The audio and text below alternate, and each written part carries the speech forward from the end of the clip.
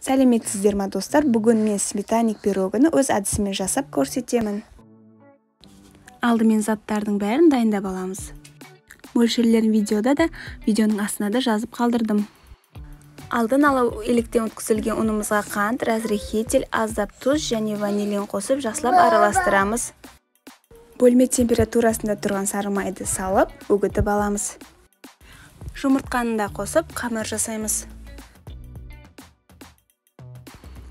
Дайын болған қамырды пищевой пленкаға орап, холодильникке салып қоямыз. Қамыр демалғанша қоспасын дайындаймыз. Сметанаға 4 шағылған жұмыртқаны, қант, қалауыңызға қарай ванилин қосып, жақсылап араластырып аламыз. Қоспамыз дайын болған соң, холодильниктегі қамырымызды алып, осылай формаға жайып аламыз, вилкамен астыларын тесіп шығамыз.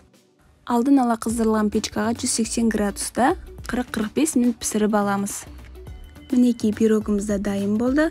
Сметанникті кесуден алдын толықтай суыту қажет. Рецептерім сіздерге ұнап жатса, каналыма жазылуды ұмытпаңыздар.